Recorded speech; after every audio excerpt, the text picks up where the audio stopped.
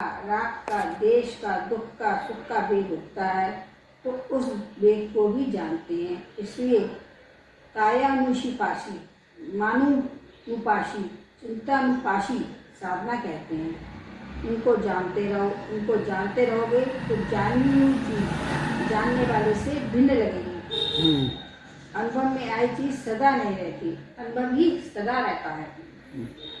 मतलब अनुभव में आई हुई चीज सदा नहीं रहती, लेकिन हमारा अनुभव हमेशा रहता है। हाँ, क्रिया कम हो जाए, चाप कम हो जाए, मन में जो सुख है वह भी गया, दुख भी गया, कोई भाव उमड़ा, अच्छा बुरा, कोई गहरा वह भी गया, धीरे धीरे आत्मबोध हो गया, योग की प्राप्ति हो गई। योग माने अनात्मा से संबंध टूटा, अनात्मा का अभ्यास गया, आत्म अनुभव हुआ।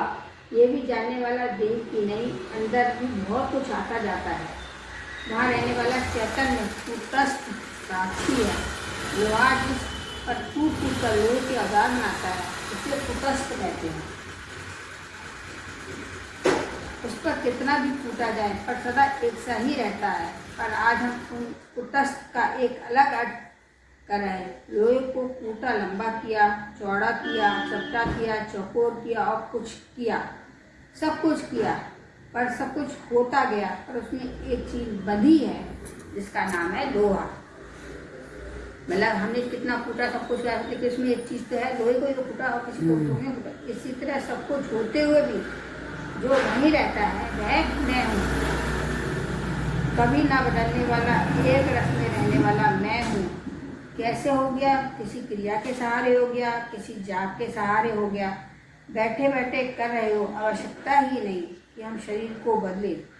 पर यदि आवश्यकता पड़े तो पैर फैला लिए, आवश्यकता पड़ी तो लेट गए, पर लक्ष्य योग रहे। योग में निंद्रा नहीं होनी चाहिए, क्योंकि जागे ही योगा, सोने पर योग नहीं होता।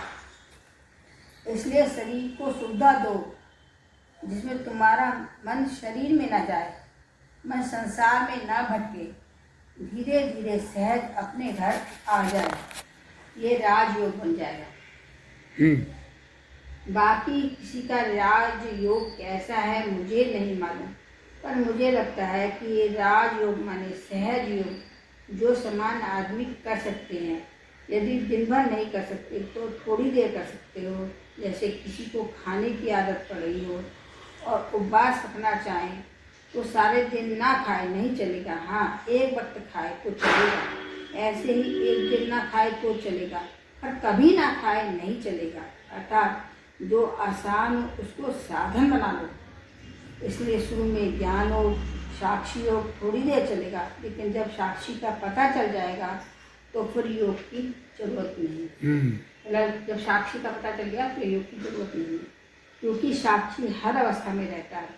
साक्षी होने से पहले योग चाहिए, बाद में योग की जरूरत नहीं है। फिर भी कर्तव्य से मुक्त हो जाता है, फिर व्यक्ति कर्तव्य से मुक्त हो जाता है। तस्य कार्य न विघटे, फिर कोई कर्तव्य साधन बाकी नहीं रहता। शरीर को थोड़ी बहुत तकलीफ होती है, तब सोच लगती है तो थोड़ी देर इतना ही करता है। ऐसा कोई नहीं है जो ना रुकता, जहाँ लगी हो वहीं चला गया। जितनी देर हठ सबने किया वह हठ योग हो गया। मतलब जितनी देर हमने रोका वो हठ योग हो गया। हठ योग अर्थात जिसने पूरा जबरदस्ती करनी पड़े। भूख लगती है तो लगता है कि रोटी अभी खाओ, लेकिन थोड़ी देर इंतजार करना ही पड़ता है। उसमें तो कई बौखला जाते हैं।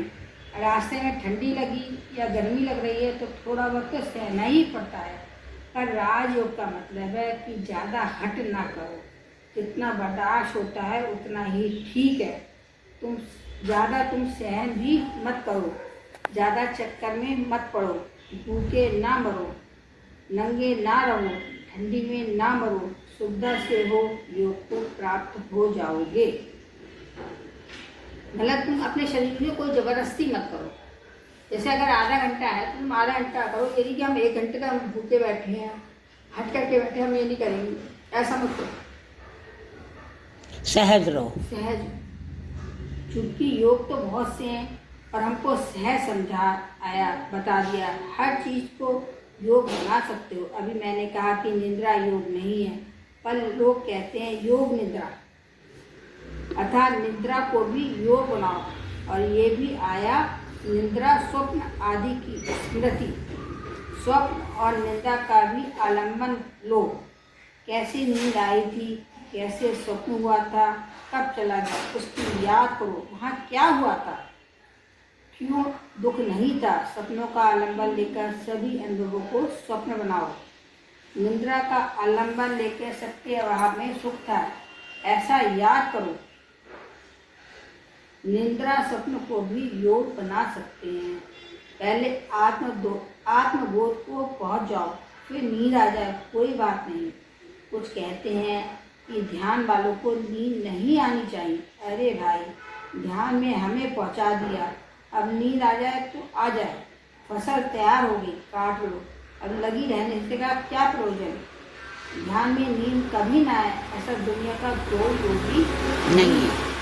सही बात। तो याद करके निद्रा को भी योग बनाओ सकते। योग निद्रा बनाओ। उसको भी ध्यान में अगर नींद आ जाए तो वो भी योग निद्रा। योग के प्राप्त होने के बाद यदि सो जाओ तो वह निद्रा भी एक योग ही है। पहले पहुंच जाओ, फिर आ जाए नींद। यदि पहुंचे हुए को कभी नींद ना आती वो तो बात अलग है। पहुंचने के समय नींद ना आए, पहुंच जाने के बाद आ जाए तो आ जाए। पहले ध्यान में आपने ज्ञान पूरा कर लिया, उसके बाद अगर नींद आ जाए तो कोई आ जाए तो कोई बात नहीं, बीच में मत सो। इसलिए नींद का विरोध ना करो। सभी टेंशन से रहित होना भी योग निद्रा है। निद्रा में कोई टेंशन नहीं थी, पर नींद के कारण टेंशन हो गई। तुम टेंशन पहले हटा दो, शरीर के तनाव को हटा दो, चिंता हटा दो और जागते रह जाओ। तो पहले तुम नींद की तरह हो जाओ, ऐसे कोई मतलब ही नहीं है। इसलिए योग को भी निद्रा बना लो, या निद्रा को भी योग बना लो। हो गया ये टॉपिक खत्म की है अभी। असल में आदमी का मन पत्थर हो गया, नास्तिक होकर पूजा में श्रद्धा ही नहीं रही, जप में श्रद्धा ही नहीं, भगवान में श्रद्धा न रही, क्योंकि एक संप्रदाय से दूसरे संप्रदाय का खंडन किया तो सब माइनस हो गया। के भटकावे में ना